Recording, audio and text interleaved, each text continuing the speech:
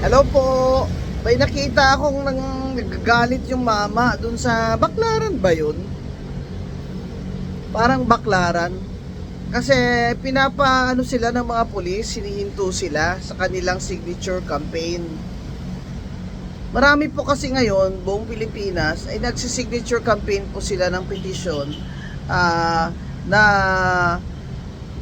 hindi ko nakita yung petition ha, pero ang narinig ko na petition sila na susuporta sila na sana maka house arrest ba si former President Duterte. Ang point ko lang naman dito, yung mga tao in a public place nagpipirmahan, ano naman po ang labag sa batas dyan? Pumipirma po sila, wala naman silang ingay, wala naman silang sinisigaw. Bakit yun naman paalisin? Order in a public place. So bakit illegal assembly ba yun?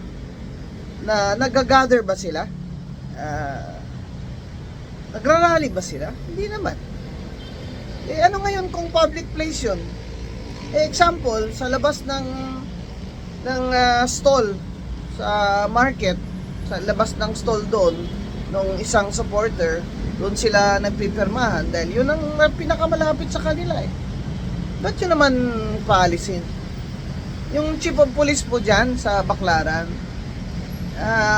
sir, isipin nyo na lang, pag wala pong nilalabag na batas, pag hindi prohibited by law, then that is allowed because this is a democracy.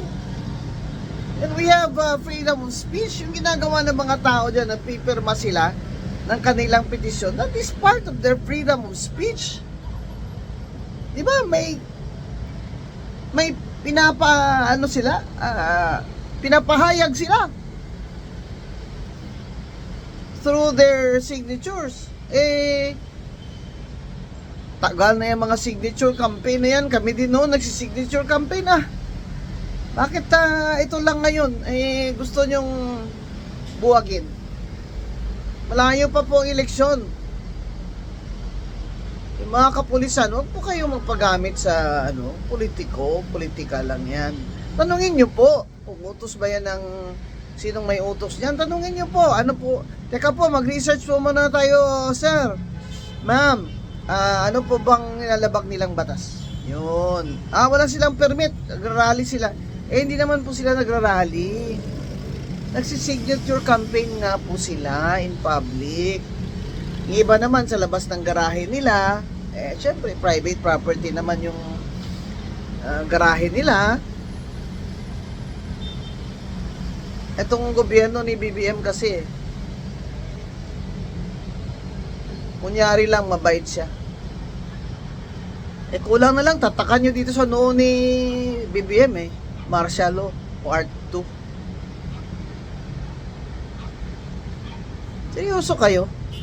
Signature campaign? Illegal? Lalo nagagalit ng mga tao sa inyo sa administration ni BBM Bawat galaw na kontra, sisikilin talaga. Yan kaya mga magnanakaw dyan, Yung kaya ang sikilin nyo.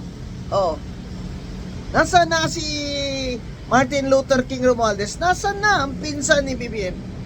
Nasaan na? Bakit hanggang ngayon di natin alam kung ano na status ng kaso? May kaso ba laban sa kanya?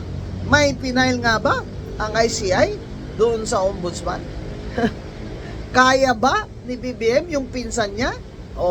Nagkikickback yun, nagkikick up sa kanya Kick up to BBM Yan ang problema pag magnanakaw ang presidente, magnanakaw sila lahat.